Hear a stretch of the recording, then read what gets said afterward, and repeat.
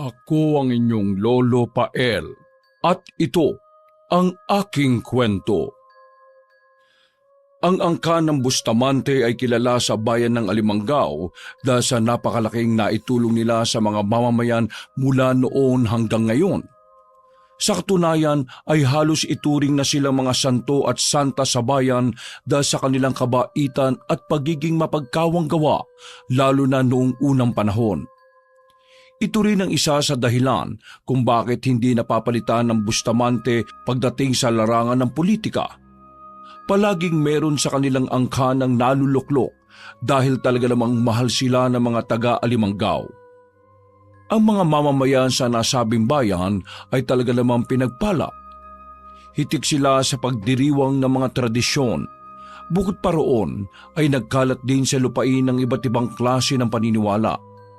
Wala silang tinatangi, Papa-Kristiyano, Muslim, Protestante o kung ano paman ay malaya ang sinuman kung ano man ang nais nilang panampalatayaan.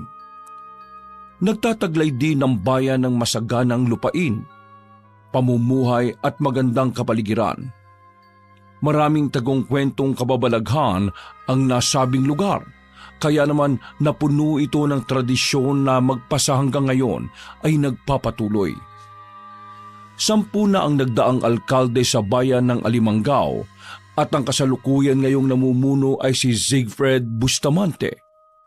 30 anyos lang nang siya ay mahalal sa kanilang lugar. Dahil sa impluwensya ng yumao niyang mga magulang na sina Ginoong Fredo Bustamante at Ginang Zigayna Bustamante, ay napanalunan niya ang pagkaalkalde ng walang kahirap-hirap. Unang-una ay nagpapasalamat ako sa Diyos. Pangalawa ay sa inyo, mga mamamayan ng Alimangaw. Kung wala ang biyaya ng may kapal at ang tulong niyong lahat, ay hindi ko mararating ang pwestong ito. Alam kong hindi lang dahil sa pagmamahal niyo sa aming pamilya, sa aking ama na dating alkalde kung bakit ako naluklok. Lahat ng to ay pinagpapasalamat ko sa Panginoon at sa inyong mga Alimanggenyo. Makakaasa kayo na gagampanan ko at mas higitan pa ang nagawa ng aking Tatay Fredo. Dumagungdong ang malakas na tunog ng malalaking instrumento kasabay ng sigawan ng mga mamamayan. Pagkatapos magsalita ay naglakad na papunta sa harap ng entablado ang makisig na bagong alkaldeng si Siegfried. Inayos pa niya ang kasuotan niyang gawa sa mamahaling klase ng telang nangingintab sa pagkakayumanggi. Napaka-elegante nito kung titingnan at sa bahaging dibdib at magkabilang dulo ng manggas at nakaukit ang simbolo ng kanilang bayan, ang alimango. Pagkatapos ay marahan niyang itinaas ang 2 kamay na ginaya ng mga tao habang hawak ang maliit na piraso ng telang may tatak ng kanilang bayan. Pakikisa ito bilang pagsasaya sa kanyang pagkakaluklok. Nilibot ng gwapong binatang alkalde ang buong entablado habang nakangiting kumakaway. Dahil doon ay lalong lumitaw ang taglay niyang karisma na lubos na ikinabighani ng nakararami, lalo na ng mga kababaihan, mapabata man o matanda. Muli, maraming salamat mga Alimanggenyo. Sa ngalan ng Diyos at pakikisa sa pagpapanatili ng katahimikan at kapayapaan, isinusumpa ko sa bato na maglilingkod ako ng tapat sa aking lupaing sinilangan. Dahil sa sinabi niyang yon, ay may napahiyaw sa galak, may naiyak, may napatalon at napagulong pa sa sahig. Ganoon katindi ang epekto niya sa taong bayan. Iba talaga ang dating ni Siegfried sapagkat may iilan pang ang mga tao sa di kalayuan na isinisigaw ang pangalan niya bilang isang santo na sugo ng Diyos. Ganito rin ang naluklok ang kanyang ama, pero mas matindi ang pagkakaluklok niya sapagkat maraming tao ang tila sabik na sabik. Para silang mga bata na nag-uunahan sa kanyang atensyon, kaya kahit si Siegfried ay hindi rin makapaniwala sa naging pagtanggap ng mga mamamayan. Pagkatapos ng panunumpa, ay dinalaw niya ang puntod ng mga magulang at doon ay nanikluhod. Nay, sayang po dahil wala na kayo. Hindi niyo po nakita kung gaano kasaya ang mga tao nang maluklok akong bagong alkalde. Kay Fredo, gagampanan ko po ng maayos ang tungkulin ko sa bayan. Ang dalangin ko lang po gabayan niyo ko ni nanay kung nasan man kayo naroroon. Umiyak ang binata sa tuwa at tanging si Mang Benito lang ang nakakakita sapagkat ang nasabing Ginoo ay matagal nang pinagkakatiwalaan ng kanilang pamilya. Simula ng bata pa ay kilalang kilala na ni Mang Benito si Siegfried. Kaya kahit medyo may edad na ay hindi nila inaalis sa serbisyo ang Ginoo. Sa katunayan, bago pa mamatay sa aksidente sina Ginoong Fredo at Ginang Zignaya, ay pinagretiro na nila si Mang Benito pero tumanggi yun. Sadyang tapat siya sa pamilya Bustamante kaya hindi na rin siya nag-asawa pa. Inilaanan niya talaga ang buhay para sa nasabing pamilya. Senyor Siegfried, magtatakip silim na. Tumayo na ho kayo dyan at mag-ayos ng sarili. Kailangan na nating bumalik sa bansyon Maaga ka pang magigising bukas dahil marami ka pang gagawin at pupuntahan. Maraming salamat Mang Benito. Tayo na ho. Pagkasakay ng kotse ay nagbiyahe na kagad sila patungo sa mansyon ng mga Bustamante. Pagkapasok pa lang ng magarang bahay ay sinalubong na kagad siya ng isang matandang babae. Kahit may edad na yun ay hindi ganong halata dahil sa pagka-elegante ng pananamit noon.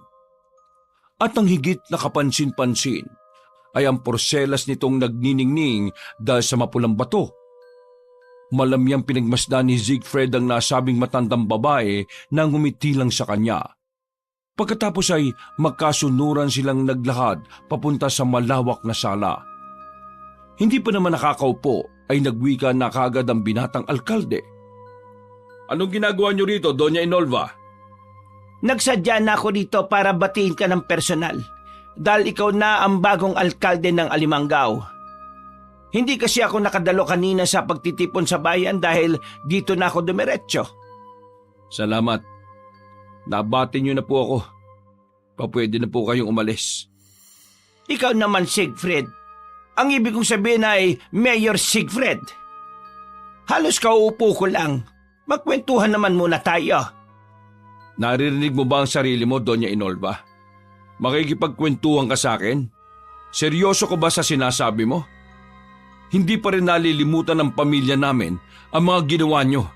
Kaya huwag ka na magpanggap na okay lang ang lahat. Makakalis ka na. Utang na loob. Huwag mo nang ipagpilitan pa ang sarili mo na makipag-usap o makipag-ayos.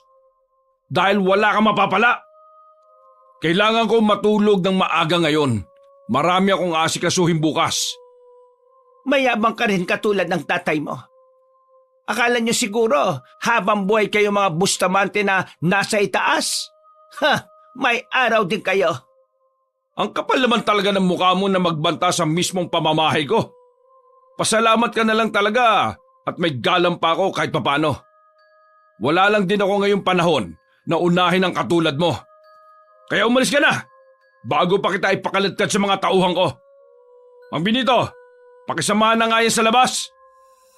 Kagad lumapit ang matandang lalaki at nangahawakan na nito ang donya ay kinabigyo ng kamay niya.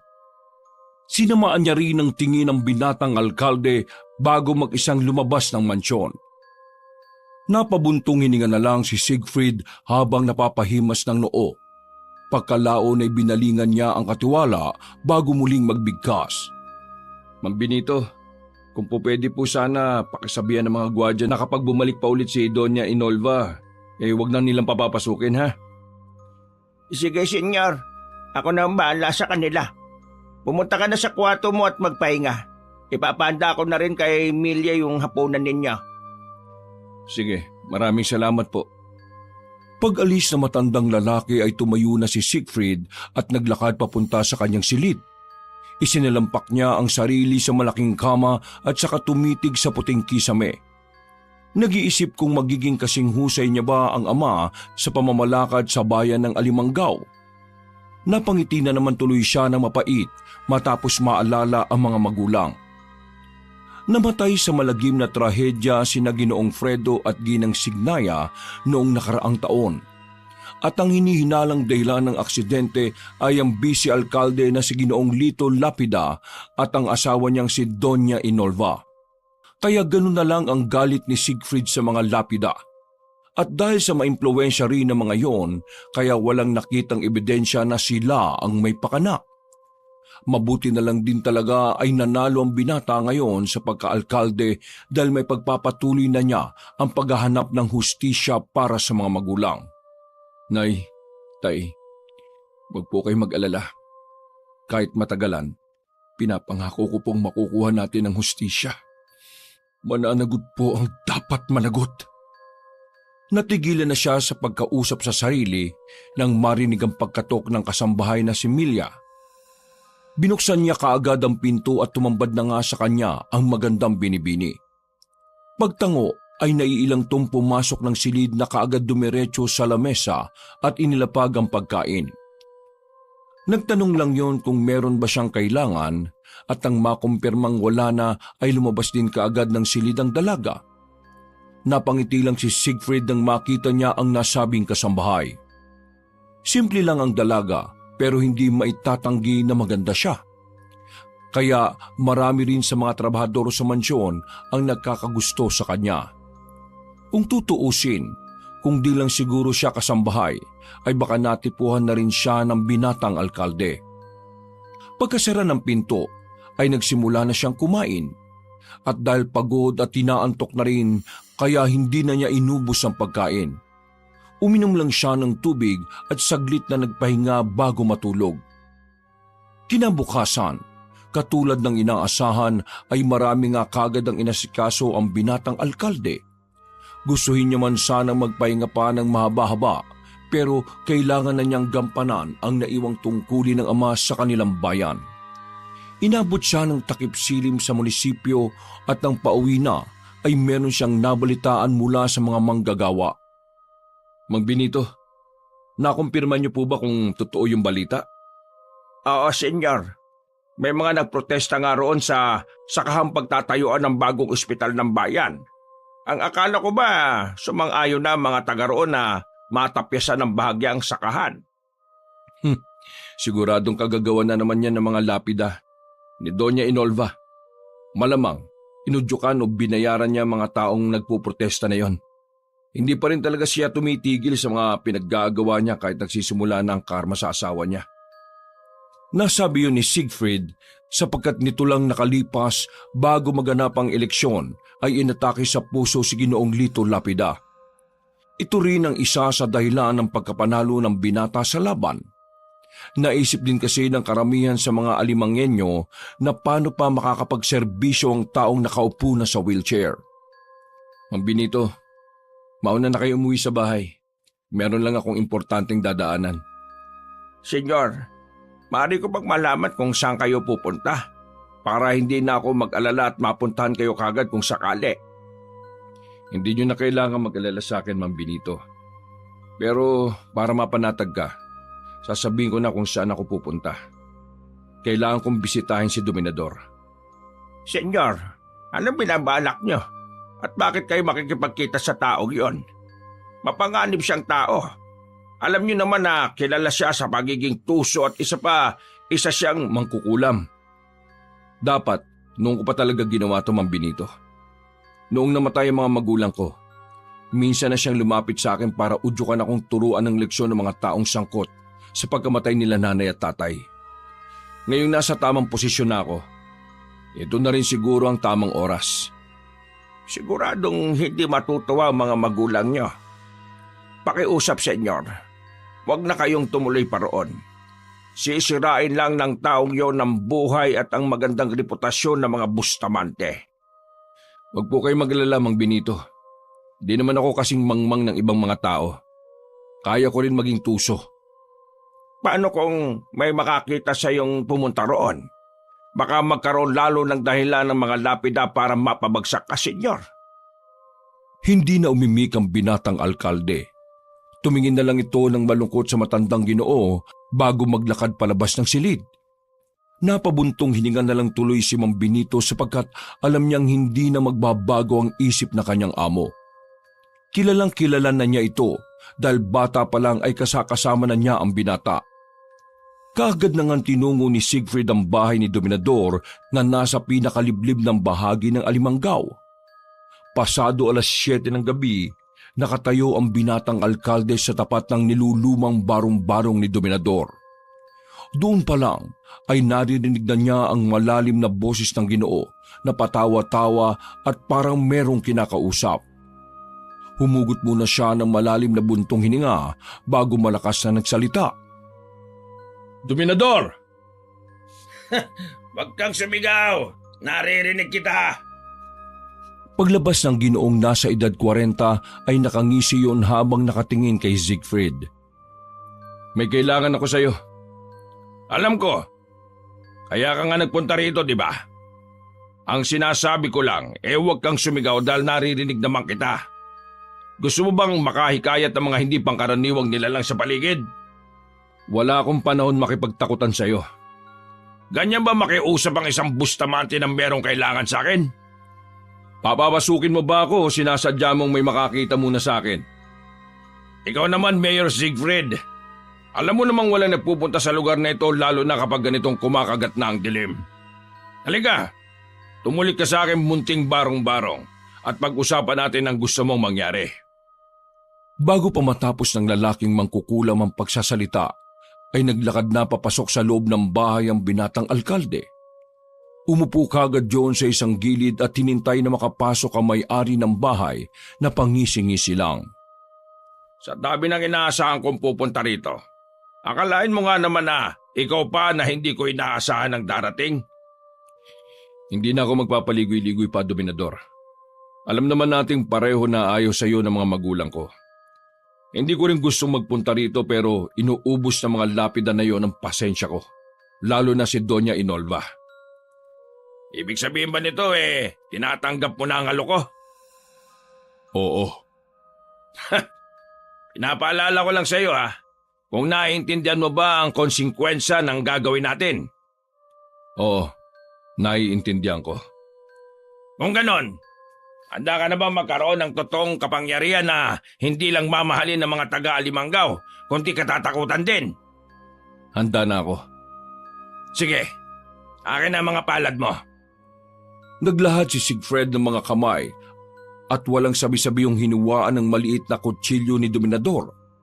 Nagulat ang binatang alkalde, pero ipinaliwanag din ng mangkukulam na kasama yon sa pagsasagawa ng ritual. Lahat ng ginagawa nating kahilingan sa mundo ay palaging merong kapalit. Dahil itong totoong patakaran ng pagbabalanse ng mundo. Kung may nakararanas ng swerte sa lugar na ito, sa kabilang dako naman ng mundo ay panay kamalasan ang nangyayari. Hindi yung basta nangyayari lang. Parte yon ng pagbabalanse. Kaya ang pag-aalay mo ng sariling dugo ay parte ng sakripisyo para mangyari ang hinahangad mo, Siegfried. Wala akong panahong makinig sa mga paliwanag mo. Gawin mo na lang kung anong dapat gawin para makauwi na ako. Sigurado kang ayaw mong marinig? Kung ano man ang mga yon, tatanggapin ko at haharapin ng mag-isa. Ako mismong mananagot ng mga bagay na ako rin naman ang gumawa. Kung ganyan ang desisyon mo, di sige. Nang pumatak na ang sapat na dami ng dugo sa maliit na mangkok, ay kaagad binudbura ni Dominador ng ubod ang sugat. Tumigil kaagad ang pagdurugo at pagkatapos ay saka yun nilagyan ng dahon bago binendahan ng itim na tela. Inihanda lang ni Siegfried ang sakit habang pinagmamasdan ng sunod na ginagawa ng lalaking mangkukulam. Maya-maya pa, gamit ang dugo ay nagpinta ng simbolong bituin si Dominador sa lamisita. Sa bawat kanto ay tinirikan niya ng kandilang itim at sa gitna ng pinakasimbolo ay inilapag niya ang mangkok na may dugo. Pumikit ka. Ilingin mo sa isip mo ang gusto mo mangyari. Didilat ka lang kapag sinabi kong pwede nang dumilat. Magsisimula na ako sa orasyon. Ano, handa ka na ba? Kanina pa ako handa. Napangiti na lang ang lalaking mangkukulam bago magsimula sa pagbigkas ng mga orasyon para sa kanilang binabalak. Pagkatapos sabihin ni Dominador ang orasyon, ay biglang may kung anong mabigat at nakakakilabot na puwersang lumukob sa buong dampa.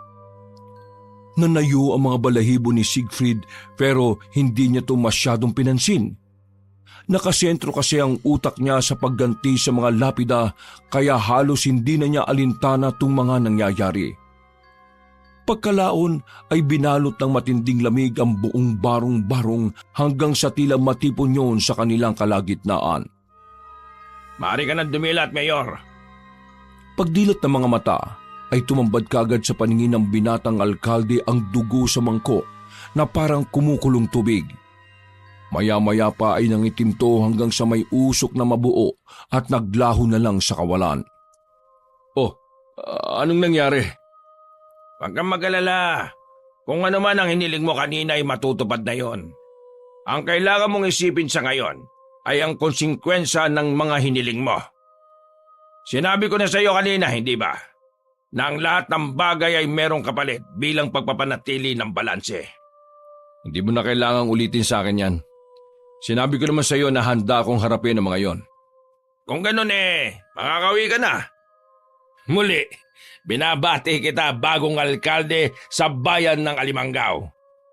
Nawa mahigitan mo ang mga nagawa ng iyong ama dito sa ating bayan. Umismid lang si Siegfried saka naglapag ng sobrang may pera bilang bayad. Natawa lang ang mangkukulam na makita yung kaya napakunot ng noo ang binata. Hindi ko kailangan yan. Sapat na sa akin ang nakapagbigay ng tulong sa pinakamamahal kong alkalde. Maring di mo kailangan yan pero tumbahay mo. Kailangan mo nang ipaayos. Pagkatapos sabihin niyo na lumabas na ng barong-barong si Siegfried at kaagad umuwi na sa mansyon. Naabutan niyang naghihintay si Mang Benito sa malawak na sala kaya saglit siyang huminto roon para kausapin ang matandang Ginoo. Bakit gising pa ho kayo, Mang Benito? Hinihintay talaga kita, Senyor. Ano nangyari sa kamay mo? Talaga bang nakipagkasundo ka na sa taong yan? Huwag ka mag-alala, Mang Benito. Walang mangyayari masama. Hindi ako basta-basta magpapauto sa taong yon. Sige na ho, matulog na ho kayo dahil marami pa tayong pupuntahan bukas. Malungkot lang na minasda na matandang lalaki ang kanyang amo habang papunta sa silid nito. Kinabukasan ay naging abala na naman sa maraming bagay ang bagong alkalde. Natapos ang kanyang araw sa pagbisita sa mga proyektong naiwanan ng kanyang ama noong nakaraang taon. Nabinbin kasi ang mga to matapos saglit na humalili si Ginoong Lito Lapida pagkamatay ng dating mayor. Ngayong termino na niya ay siya na ang magpapatuloy ng nasimula ng ama. Pero siyempre, hindi papayagan ng mga lapida ang tungkol dito kaya gumagawa sila ng mga kapamaraan para sirain ang reputasyon ng mga Bustamante. Napailing na lamang si Siegfried nang may nagatid na naman sa kanya ng hindi magandang balita. Alam niya kasing sinasabotahin na naman ng mga kalaban at politiko ang kanyang proyekto. Ay nako, may mga politiko talagang napakarumi kong gumampan para lang marating nila ang hinahangad na pwesto. Ano kaya ito nakakayanan ni tatay? Samantalang ako, kumukulo na kagad ang ulo ko sa mga lapida na yan Kailan pa iepekto yung sinasabi ni Dominador? Langya mukhang naisan ako ng taong yun Tama nga si Mang Benito. Napakatuso niya. Pero humanda siya kapag walang naging magandang resulta. Sa dami ng dugong nawala sa akin, nasugatan pa itong mga kamay ko. Hindi po pwedeng walang magandang balik ang mga ito. Ilang linggo pa ang hinintay ni Siegfried nang biglang pumutok ang balita na nagpangiti at nagpabuo ng kanyang araw. Kaninang umaga kasi ay muling inatake sa puso si Ginoong Lito Lapida at hindi na to nakaligtas pa. Ngayon ay nagdadalamhati ang buong Lapida dahil sa nangyari. Kinagabihan, pagbalik ng binatang alkalde sa mansyon ay kinausap ulit siya ng masinsinan ni Mang Benito. Nabalitaan mo na ba yung nangyari sa dating alkalde, senyor? Oo, Mang Benito. Nagpadala na ang munisipyo ng bulaklak sa mga lapida at nagpaabot na rin ako ng pakikiramay. May kinalaman ka ba ron? Anong klaseng tanong yan, Mang Benito? Mukha ba ako mamamatay tao? Aaminin ko na hindi ako nalungkot sa nangyari. Pero hindi naman ganun kahalang ang kaluluwa ko para pumatay ng tao. Nabalitaan niyo po bang inatake siya sa puso? Ano naman ang kinalaman ko ron? Nakipagkasundo ka sa mangkukulam. Ay nako, tama na nga ho, Mang Benito. Simula ngayon ayaw ko nang babanggitin yon tungkol sa bagay na yan. Pasensya na, senyor. Hindi na kumibo ang binatang alkalde. Nagdire-diretso na lang to hanggang makarating sa loob ng kanyang silid. Pagiga sa kama ay bigla na lang siyang napahawak sa dibdib. Sa unang pagkakataon kasi ay nakipag-usap siya ng pabalang kay Mang Benito. Iginagalang niya ang matandang Ginoo kahit siya ang amo nun. Isa pa ay parang magulang na rin ang turing niya rito lalo na ngayong patay na ang kanyang mga magulang. Bumangon siya para sana kausapin si Mang Benito at tumingi ng pasensya nang biglang may kumatok. Pagbukas niya ng pinto ay bumungad si Milya, dala ang kanyang hapunan. Pinapasok niya ang dalagang kasambahay na nagtuloy-tuloy hanggang sa mailagay sa lamesa ang mga pagkain.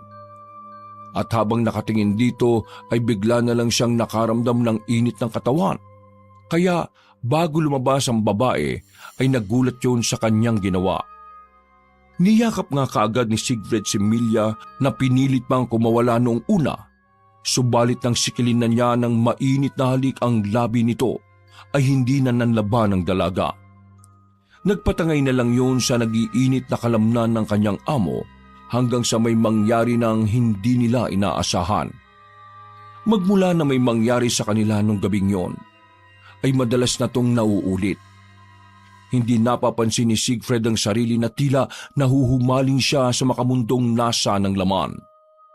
At pagkaraan ng isang linggo, matapos mailibing si Ginoong Lito Lapida, ay muling nagsalubong ang landas ni Siegfried at Doña Inolva. Nakikiramay ako, Doña. Nakikiramay ka? Ang tigas din ng pagmumukha mo, Siegfried.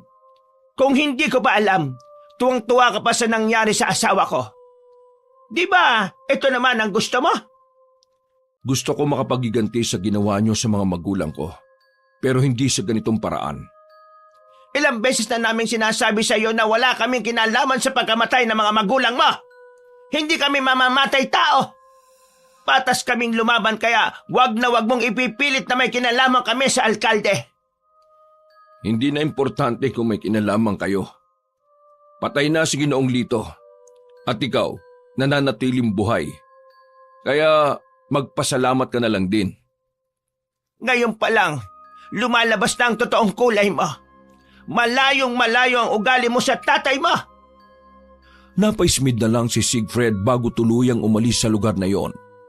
Pagsapit ng gabi, mag-isa ulit siyang nagtungo sa barong-barong ni Dominador.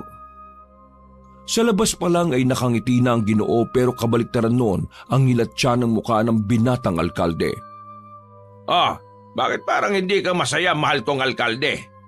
Wala nang isa sa mga dahilan ng pagkamatay ng mga magulang mo. Kaya dapat maging masaya ka ngayon, hindi ba? Hindi ko sinabing patayin mo si Don Lito. Patayin ko? Wala naman akong ginagawa sa kanya. Ikaw ang humiling ng mga bagay na yon.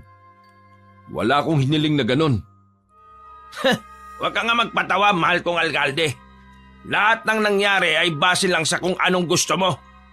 Wala akong ambag sa pagpatay mo kay Don Lito. Lahat ng yon ay ikaw ang gumawa. Tinulungan lang kitang kumonekta para matupad ang hiling mo. Pero wala akong Hiniling mo man yan o hindi, hindi mo na rin naman may babalik ang buhay ng namatay na. Hayaan mo na lang ang mga yon. At sa halip na magreklamo ka, bakit hindi mo na lang subukang humiling ulit? Nararamdaman kong natatakot kang baka hindi magampanan ng maayos ang pagiging alkalde sa Alimangaw. Marami ang umaasa sa iyo na mas mahihigitan mo ang tatay mo. Pero alam mo sa sarili mong mahihirapan ka. Bakit hindi ka na lang ulit tumiram ng kaunting lakas o kapangyarihan?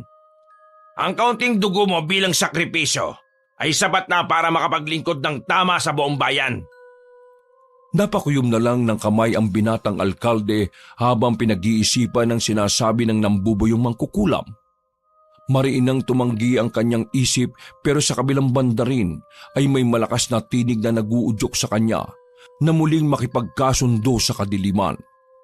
Tila nagtalo tuloy ang parte ng mabuti at masama sa kanyang isip. Tama ang sinabi niya, Sig. Mas magiging makapangyarihan ka kapag muli kang sumubok. Walang mawawala sa iyo sa halip ay lalo ka pang madadagdagan. Hindi lang ng kaalaman, kundi ng kapangyarihan. Huwag! Tumigil ka, Siegfried. Kapag nagpatuloy ka magpauto, baka hindi ka na makaalis pa at lalong malunod sa pagkakasala.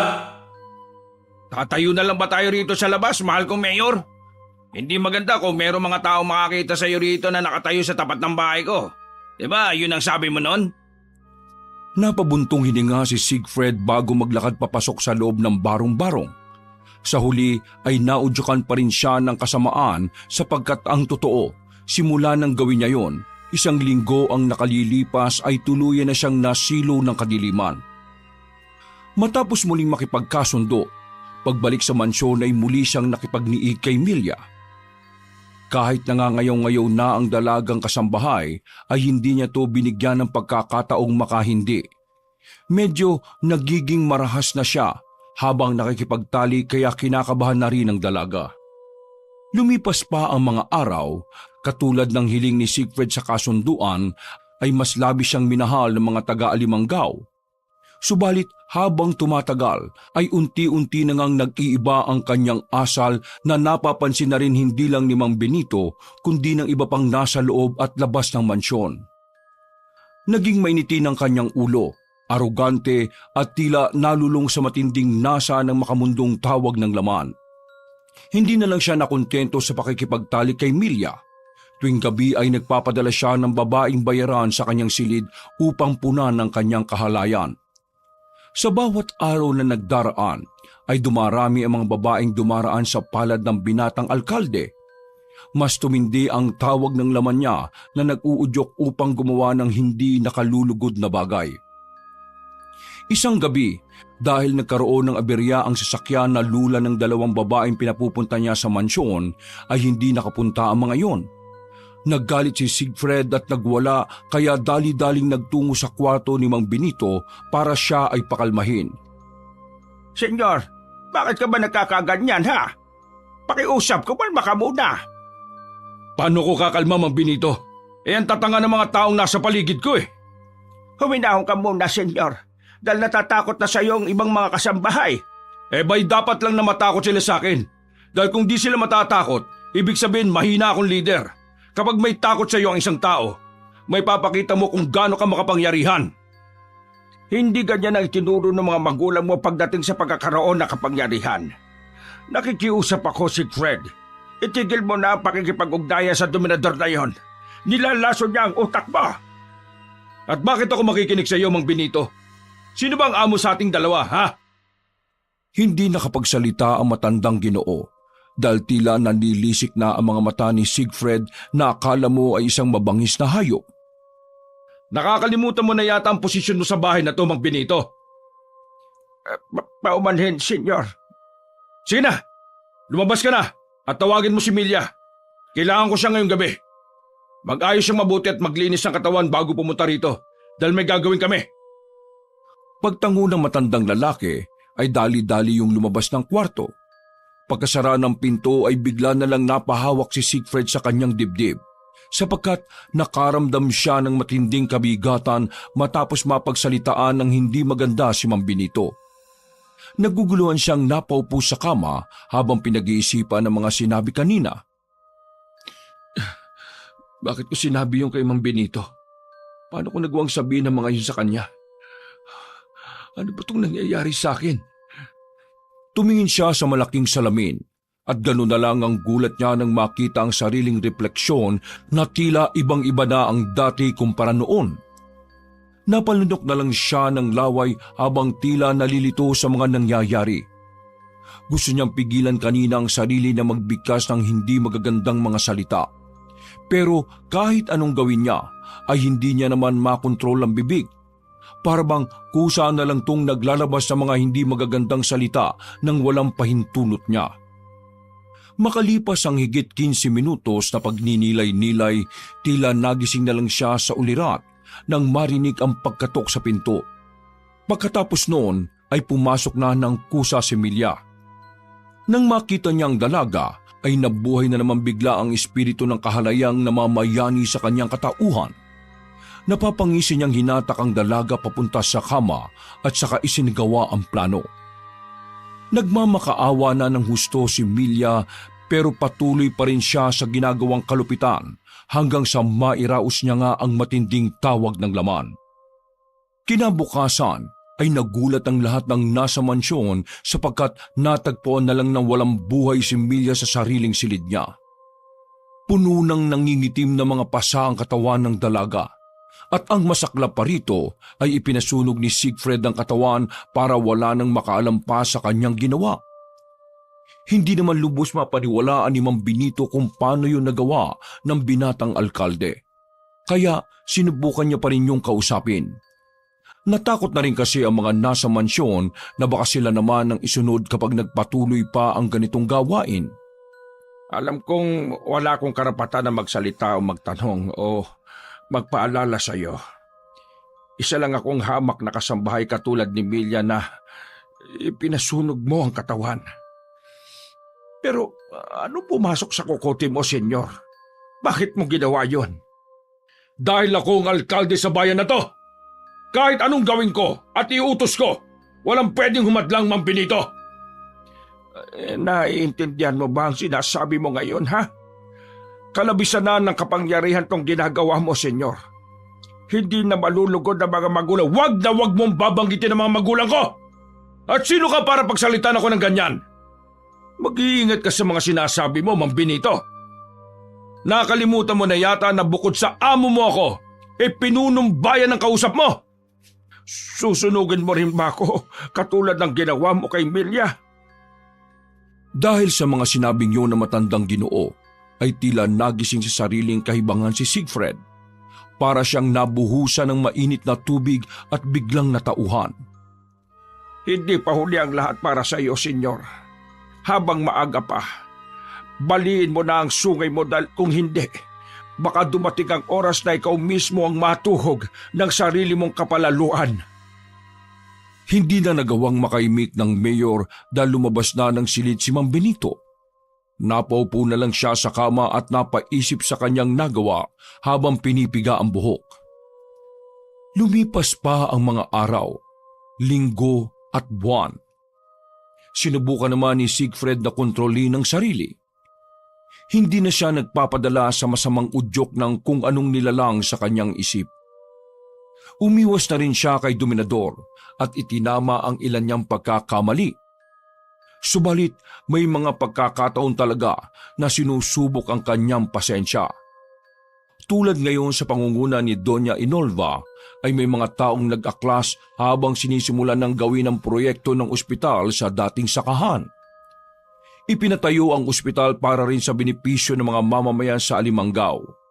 Subalit inuudyukan ni Doña Inolva ang ilang tao na dating nakatira roon para mag-aklas. Pinaniniwala kasi ng ginang na may katiwalian sa pagpapatayo ng nasabing pasilidad. Dahil tuloy sa galit ay hindi na naman napigil ng binatang alkalde na lumapit kay Dominador na naghihintay lang sa kanya palagi. Ang akala ko ba wala ka ng balak na magpunta rito? Hindi ba't binantaan mo pa ako nung nakaraang linggo na umalis na sa Alimangaw? Mukhang nagiba yata ang ihip ng hangin ngayon. Ang dami pang sinasabi. Kailangan na mabura sa landas ko matandang babae na yon. Pinagbigyan ko na siya nung una. Pero sumusobra na talaga siya. Ayaw niya talaga akong tantanan. Sigurado ka na ba dyan? Baka mamaya ako na naman ang sisihin mo. Ibigay mo na ang lahat ng gusto ko para matapos na to. Oh, masyado ka namang atat. Halika, sumunod ka sa loob ng barong-barong ko.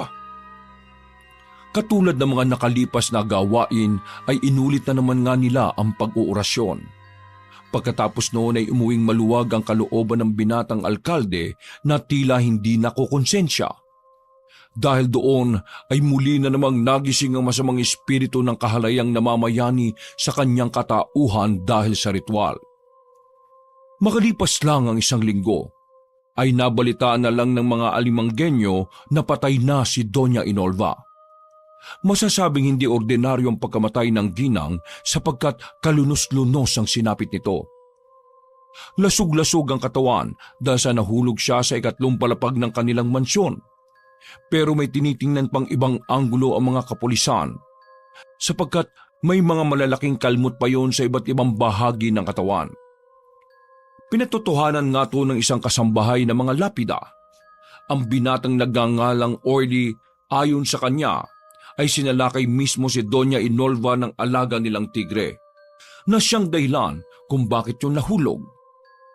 Palagi naman daw pinakakawala ng nasabing hayop at maamo to kahit kanino. Subalit iba nung gabing yon, dahil parang sinaniban ng masamang espiritu ang tigre. Namumula mga mata nitong nanlilisik, naglalaway at galit na galit. Ang tanging katakataka pa, ayon sa kwento ni Orly, ay tanging si Doña Inolva lang ang inatake ng tigre. Nang malaman naman ni Siegfried ang tungkol sa nangyari, ay napahalakak na lang siya na parang isang demonyo.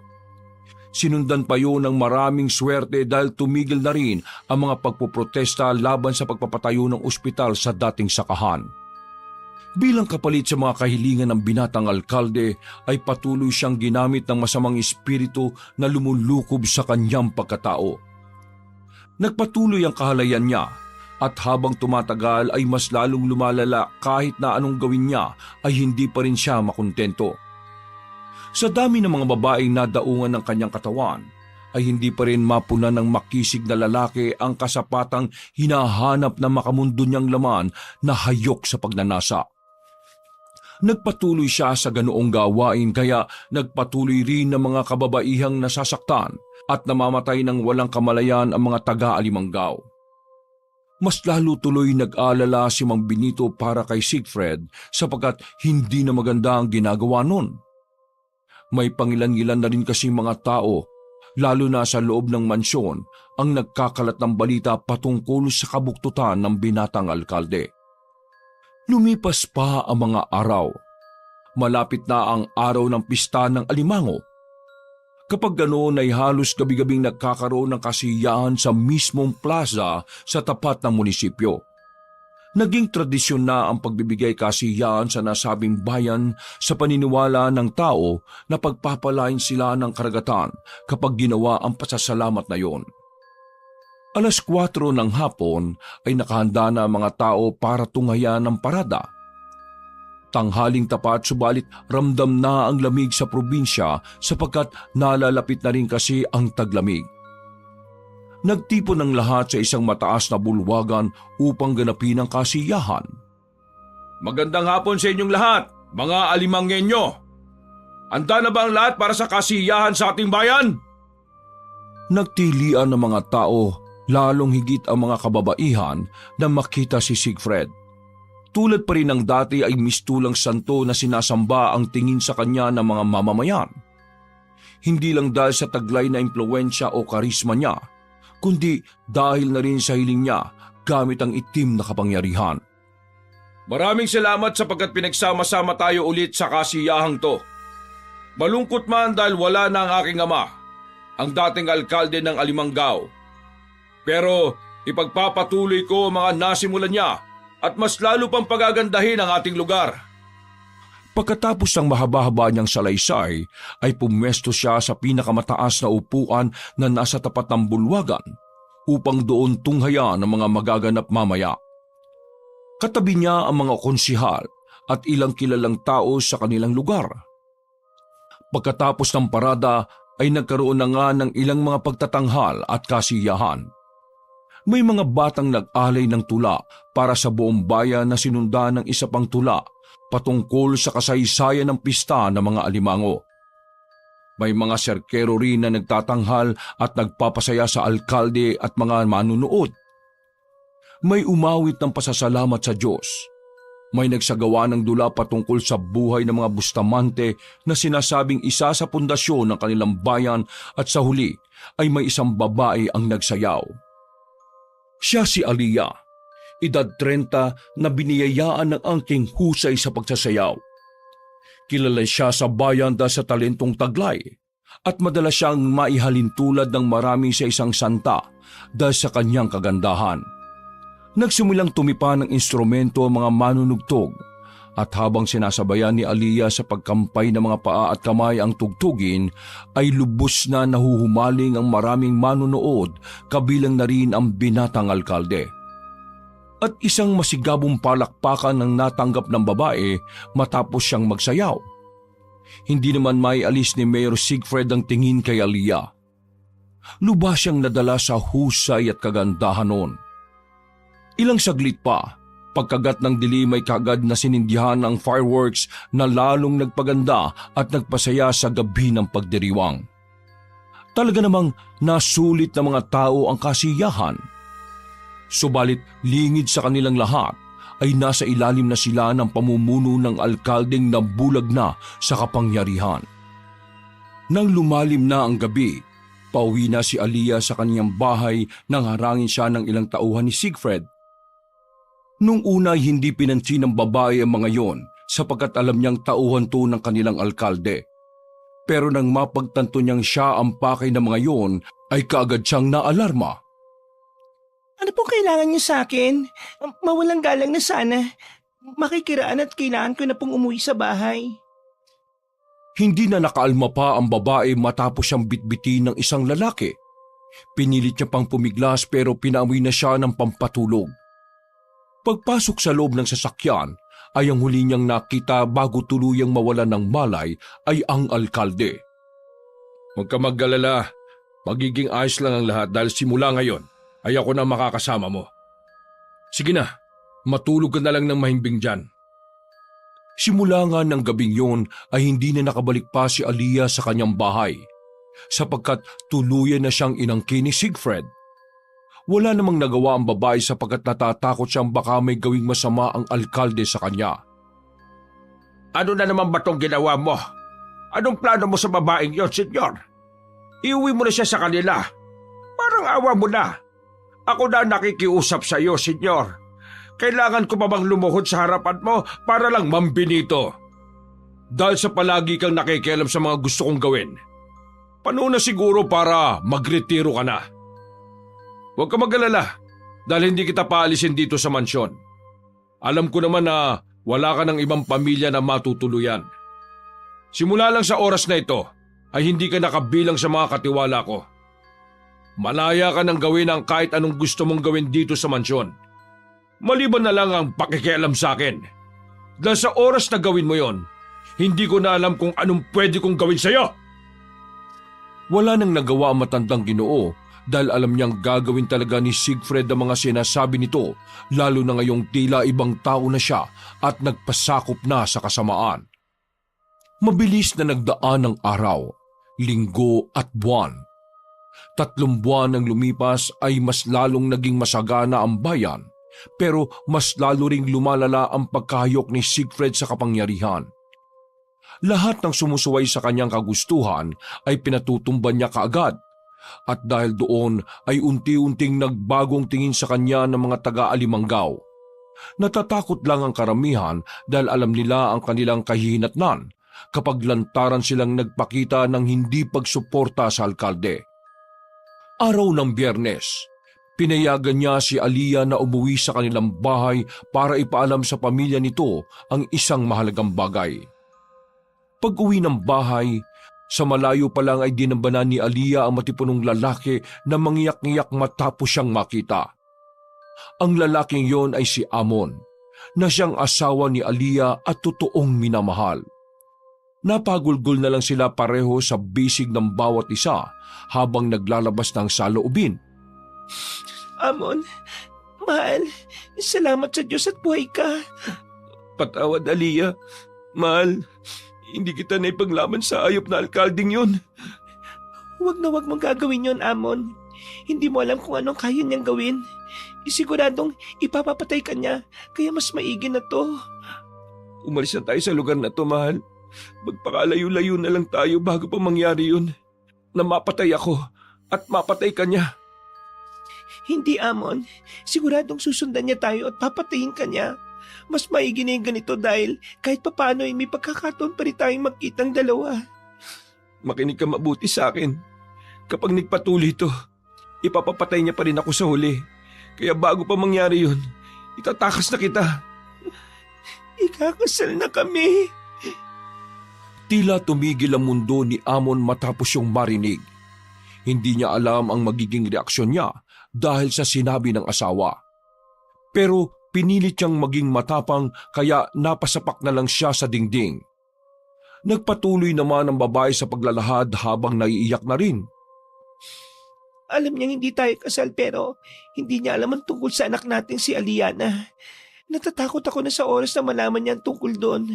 Baka dalawa na kayong ipapatay niya. Napakasama niyang hayop siya.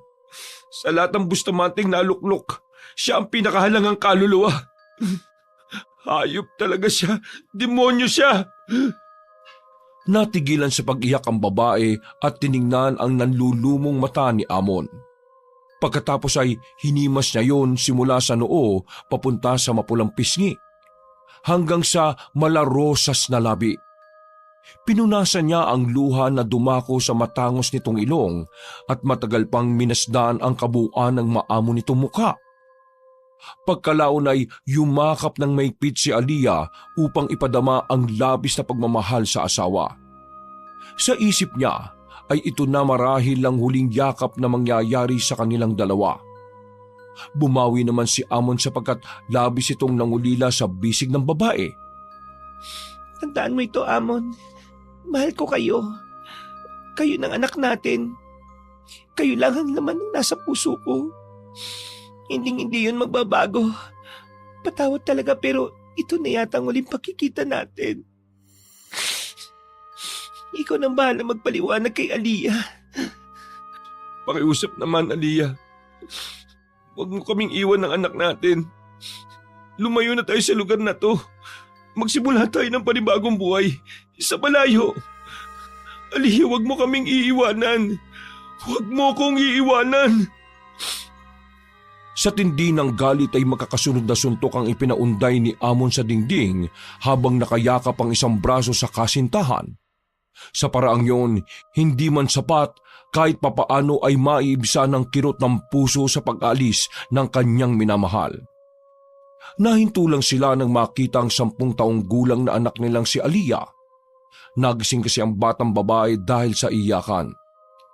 Niyakap na lang ng mag-asawa ang kanilang anak habang pinagsasaluhan ng pigating inilukob sa kanila ng tadhana. Ilang saglit pa ay nagpaalam na si Aliyah dahil narinig na niya ang pagbusina ng sasakyan kung saan naroroon si Mayor Siegfried. Galit lang na pinagmasdan ni Amon ng nasabing sasakyan habang napapakuyom ng mga kamao. Sumapit ang linggo. Sa mismong kaarawan ng alkalde ay ikinasal nga sila ni Aliyah. Habang naghihintay ang mga tao, ay abala naman sa pag-aayos sa mga tauhan sa loob ng mansyon. Hindi pa kasi nasisimula ng kasal ay meron ng kasiyahan sa silid-handaan. Sa gitna ng pagkaabala ng karamihan, walang nakababatid ng tunay na nararamdaman ni Aliyah. Labag itong lahat sa kanya sapagkat para sa babae ay walang katumbasang tunay na pagmamahal. Hindi to kayang bilhin ng kahit na anong ginto o yaman. Napipilitan man ay umayo na lamang si Aliyah sa takbo ng mga kaganapan. Alam na rin naman niya na wala na siyang magagawa sapagkat hawak na siya sa liig ng alkalde. Lubos siyang kinasusuklaman ng taong ito na sumira ng kanyang buhay. Pagsapit ng gabi ay natapos na maayos ang kasal. Nagpatuloy naman ang kasiyahan sa mansyon. Nakabalik na sa silid si Aliyah at magpapahinga na sana sa kanyang higaan nang biglang dumating si Siegfried. Namumula mukha nito dahil sa tama ng alak. Ikinandado ng alkalde ang pinto ng silid at marahang lumapit sa bagong asawa habang pa isa-isang tinatanggal ang damit. Kumusta ang maganda kong asawa? Bayakan mo nga ako at balik. Halika dito, tulungan mo ako magtanggal nitong mga damit ko. Napalunok si Aliyah sa kaba nang makita ang bagong asawa, lalo na noong may kunin itong bagay sa isang malaking kahon na nakadikit mismo sa unahan ng higaan. Alam na niya kung ano ang mga magaganap. Magsisimula na naman yung lapastanganin siya. Ano bang iniintay mo, ha? Bilisan mo na at magubad ka na rin. Teka lang. Ano ba? Ang bagal-bagal! Umalis si Aliyah sa higaan at mabagal na tinanggal ang tumatakip sa kanyang katawan. Balot man ng takot ay pinilit niya ang sarili na gawin ang anumang ipag-uutos ng bagong kabiyak. Hinubad niya ang damit noon hanggang makita ang kabuuan. Tumambad sa paningin ni Siegfried ang makinis na balat ng asawa. Kaya lamang ay marami na mga pasa sa iba't ibang parte ng kanyang katawan ng babae. Masayang pinagmamasdan ng alkalde ng kalaswaan ang hubad na katawan ng kanyang bagong asawa. Ilang saglit pa ay hinagupit niya ito ng isang palo sa hita. Aray! Tama na, Sig. Anong aray? Anong tama na? Di ba, sinabi ko na walang aray-aray at walang tama-tama na? Hinagupit na naman niya ang babae na napapikit na lang habang nananatili sa kinatatayuan. Tila ba nasanay na to sa ganitong proseso dahil madalas na maranasan mula sa alkalde. Sa sobrang tuwa ay makailang beses pang hinagupit ng walang awang lalaki ang kanyang asawa hanggang sa magdugo na ang ibang latay na yon sa katawan. Maya-maya pa ay binitiwan na ni Siegfried ang hawak na latigo at pagkatapos ay hinawakan niya sa ulo ang asawa saka isinagawa ang matinding kababuyan. Ilang ulit na nakaranas sa matinding karahasan si Aliyah na umiyak na lang ng umiyak dahil alam niyang wala siyang magagawa pa. Isang linggo ang nagdaan. Ang katahimikan ng bayan ay nabulabog dahil sa mga ilang pag-aaklas. Dumami na kasi ang mga nakarinig ng masamang balita at nagpapatotoo sa ginagawang hindi maganda ng alkalde. At para mapigilan na naman ang mga ito, ay muli na naman niyang tinungo ang kinaroroonan ni Dominador na nakangiti lang habang nakatingin sa kanya. Aba, at napadalaw na naman pala ang butihing alkalde ng Alimango Himalaya at naalala mo ako ngayon. Matagal din bago ka nagpakita ulit dito Malamang, meron ka na namang kailangan. Kailangan ko malaman kung sinong nagpapakalat ng masamang balita tungkol sa akin. Hindi mo ba kayang ipahanap sa mga tauhan mo? Mahirap nang magtiwala ngayon dahil marami nang nananabutahe sa akin. Nahihirapan ka na magtiwala ngayon? Dati ka nang walang tiwala sa mga tao, Siegfried. Anong tinawag mo sa akin? Nakalimutan mo yatang alkalde mo ko, Dominador. Gusto mo bang pati ikaw Kapag pinatay mo ko, sino na lang ang tutulong sa iyo na maabot ang pangarap mo para sa bayang ito? Tingnan mo ang sarili mo ngayon. Hindi ka na mukhang kagalang-galang na alkalde. Mukha ka na lang ordinaryong tao, Siegfried. Wala nang natatakot sa kapangyarihan mo, kaya kung ako sa'yo ay umaksyon ka na. Mga walang hiya sila. Ginagawa ko naman ang lahat para manatiling maganda ang bayan natin. Tapos kakalabanin nila ako, mga hayop sila. Kapag nalaman ko kung sino-sino sila, humanda sila. Dahil ako mismo ang papatay sa kanila. Kailangan mo pa ng maraming sakripisyo para mas mapagbigyan ka. Sa huli ay naudyukan na naman ang alkalde ng tusong mangkukulam na mahilig mambuyo para mabitag sa kanyang patibong. Pagsapit ng gabi, pag-uwi ni Siegfried sa mansyon ay naabutan niya ang pag-uusap ng pasikreto ni Mang Benito at Aliyah. Kaya pasimple siyang nakinig sa dalawa. Makinig kang mabuti, Aliyah. Habang hindi ka pa napapatay ng senyor, umalis ka na rito. Mamayang gabi, tutulungan kita makalabas ng mansyon. May alam akong sikretong daan. Totoo po ba yan, Mang Benito? Paano kapag nalaman to ni Siegfried? Baka kayo naman po mapano. Matanda na ako at mahabang panahon na akong nabuhay. Sapat na yon. Ikaw, maaari ka pang makapagsimula sa ibang lugar. Kaya bibigyan din kita ng pera at gamitin mo yon para makapagsimula kayo ni Amon at ng anak ninyo. Nanlaki ang mga mata ni Siegfried nang malaman niyang ang tungkol sa anak ng kanyang asawa. Habang nakikinig ay napapakuyom siya ng mga kamao at napapakagat ng labi dahil sa galit. Pinipigilan niya ang sarili na gumawa kagad ng aksyon dahil gusto niya pang marinig ang pag-uusap ng dalawa. Alam kong mahirap na paniwalaan tong sasabihin ko. Pero noon naman, bago maging alkalde si Senyor, katulad niya rin ang mga magulang niya na totoong merong malasakit sa mga tao. Ngayon, dahil sa pagkabulag niya sa kapangyarihan, nagawa na yata niyang isanla ang kaluluwa niya sa demonyo sa tulong ng walang hiyang mangkukulam na si Dominador na yon. Mamayang gabi, sabay tayong umalis dito pero ikaw, magtungo ka kagad sa asawa mo at sa anak mo. Kayo po, saan po kayo pupunta? Bakit di na lang po kayo sumama sa akin? Meron pa akong dapat tapusin. Dapat dati ko pang ginawa yon nung hindi pa nasisilo si Senyor ng mangkukulam na yon. Ako mismo ang papatay sa hayop na yon para matigil na ang lahat ng kabuktutang ginagawa ng naiwang Bustamante dito sa bayan ng Alimangaw. Paano pong di kayo magtagumpay? Kailangan ko magtagumpay. Ay sige na, pumunta ka na sa kwarto ng mag-asawa dahil malamang parating na ang alkalde. Makita tayo mamayang 12:00 sa hardin. Wala ka nang dadalhin na kahit na ano para hindi mahalata ng asawa mo na tatakas ka na rito. Lalong nagngit-ngit sa galit si Siegfried nang marinig yun. Habang napapakuyom at napapakagat ng labi ay napasigaw na lang siya sa isipan. Balagya ka, matanda ka. Tama nga sinabi ni Dominador na traidor ka. Tingnan natin mamaya.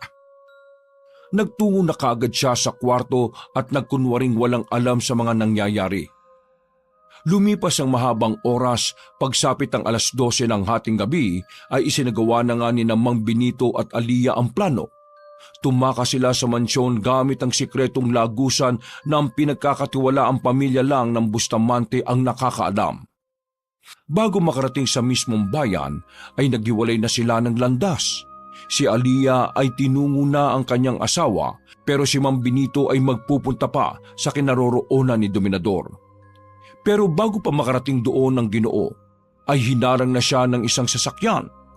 Ganun na lang ang gulat niya nang makitang si Siegfried na nakangisi pero kitang-kita sa mga mata ang matinding galit. Nagulat ba kita, Mang Benito? Anong ibig mong sabihin, Senyor? At talagang nagmamangmaangan ka pa, ha? Ang kapal ng mukha mong traidor ka? Dapat talaga noon pa pinatalsik na kita sa mansyon kung alam ko lang na ganito ang gagawin mo sa akin.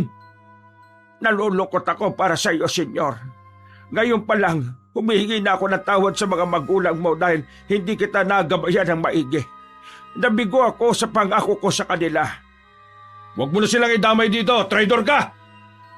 Pagkatapos noon, ay sumenya siya sa mga tauhan na kaagad namang pinagbababarilang matandang lalaki na walang kalaban-laban. Nang makitang wala ng buhay si Mang Benito, ay tinalikuran na lang kaagad niya ito at sumakay na ng kotse papunta naman sa kinaroroonan ni Alia. Naabutan niya pa ang dalawa na nag-uusap sa labas ng bahay kaya hindi na muna siya nagpakita at hinayaan na lamang ang mga to na mag-usap. Amon, mahal, umalis na tayo dito. Tinulungan ako ni Mang Benito na makatakas sa mansyon. Umalis na tayo dito habang may oras pa. Sige mahal, mag-aanda na ako. Gisingin mo na si Aliana. Bago sila pumasok sa loob ng bahay ay nagyakapan muna sila ng maigpit at naghalikan. Damang-dama nila ang tamis ng tunay na pagmamahal ng bawat isa. Nang tumanggal sila sa pagkakayakap ay nagulat si Alia nang mula sa mga labi ni Among ay marahang tumulo ang dugo. Amon, ano nangyari? Bakit nagdudugo ang bibig mo? Hindi na niya natapos ang pagsasalita sapagkat tila napayakap ulit sa kanya si Amon at napaluhod pa. Inalalaya naman niya kaagad to at doon na rin niya nakita sa likuran si Siegfried kasama ang ilang mga tauhan. May hawak yung baril na halatang kapuputok pa lang dahil sa usok. May tama ako ng baril sa likod. Amon! Diyos ko po! Anong ginawa mo sa kay Amon, Siegfried? Ngumingisi lang ang alkalde habang papalapit. Napaupo naman sina Amon at Aliyah habang pinagmamasdan ng mga kalabang papalapit. Akala mo siguro hindi ko malalaman ng tungkol sa pagtakas mo, ano?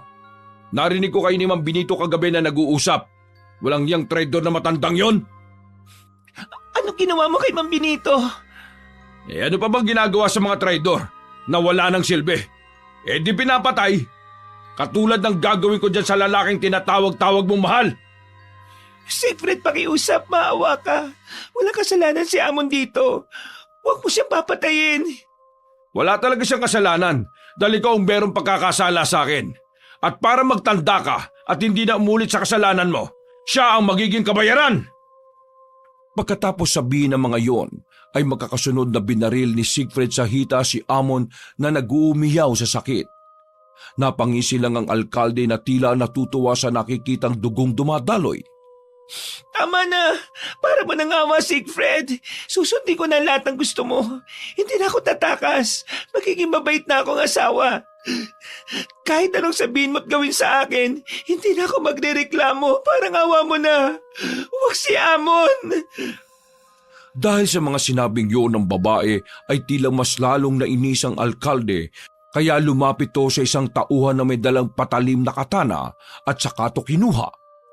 Pagkadaka ay mabilis siyang lumapit kay Amon na nagpupumilit tumayo kahit hindi maganda ang kalagayan.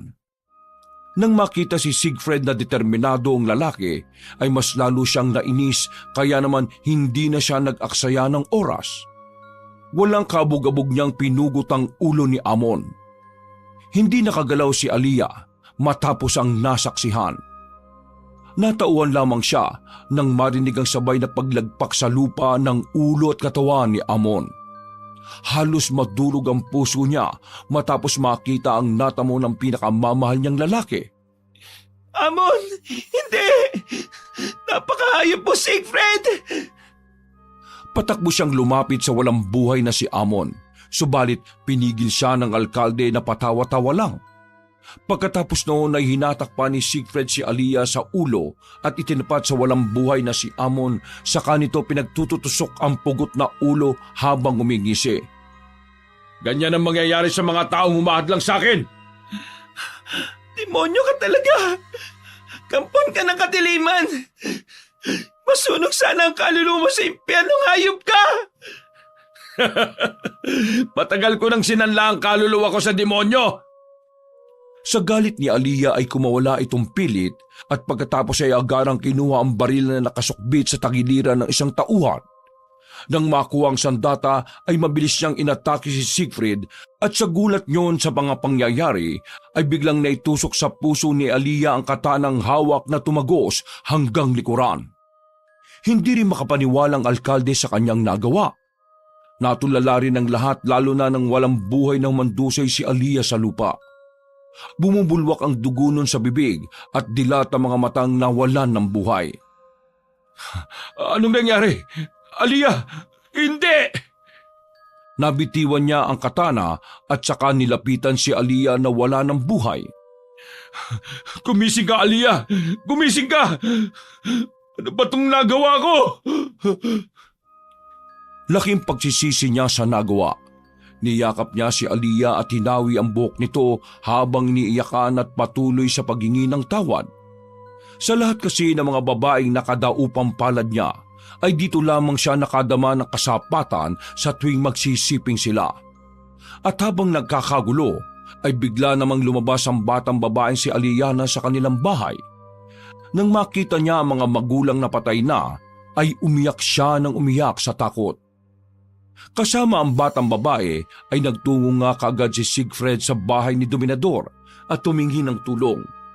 Subalit isang malakas na halakak lang ang isinukli ng tusong mangkukulam. Walang iya ka! Huwag mo akong tawanan! Kailangan kong buhayin ang asawa ko! Gumawa ka ng paraan! Wala kang kwentang mangkukulam! Kahit anong gawin natin, hindi na siya mabubuhay pa, no? Hayaan mo na ang mga patay sa mundo ng mga patay. Yan ang konsekwensya mo dito sa lupa habang nabubuhay ka. Lahat ng mga taong minamahal mo ay kukunin sa iyo ng mundo dahil hindi ka karapat dapat mahalin. Isa lang ang magmamay-ari ng kaluluwa mo, kundi ang kadiliman. Kaya maganda ka na pagdating mo sa kabilang buhay. Wala kang silbi. Wala kang kwenta mangkukulam. Ginamit mo lang ang dugo ko para mas mapalakas mo ang kapangyarihan mo. Hayop ka! Demonyo ka!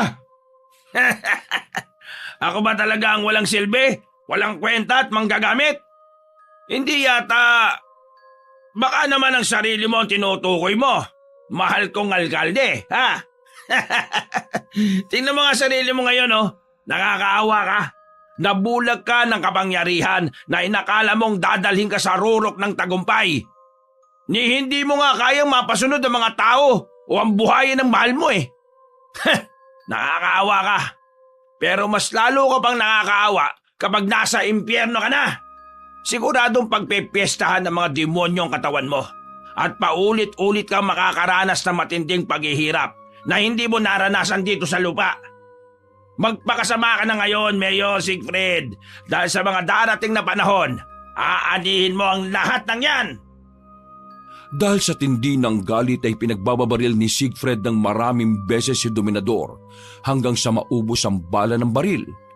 Humandusay ang mangkukulam sa sahig at pagkatapos noon ay sinunog na ng alkalde ang buong bahay nito hanggang sa matupok na yon ng apoy. Kinupkup na rin niya si Aliana, ang nag-iisang anak ni Alia. At makalipas nga ang 10 taon, sa ika-20 kaarawan mismo ng dalaga ay pinakasalan nito ni Siegfried na nanatiling alkalde sa bayan ng Alimangaw. Katulad pa rin noon, sakim pa rin siya at bulag sa kapangyarihan. Ngunit sa hindi inaasahang pangyayari, nabalitaan na lang na patay na ang mayor dahil sa hindi niya alam, lihim pa lang nagplano si Aliana na maipagiganti ang kanyang mga magulang. Sa buhay talaga, may kasabihan, kung ano ang iyong tinanim, ay yun rin ang iyong aanihin. Kasamaan ang iyong tinanim, kasamaan rin at paghihiganti ang iyong mararanasan.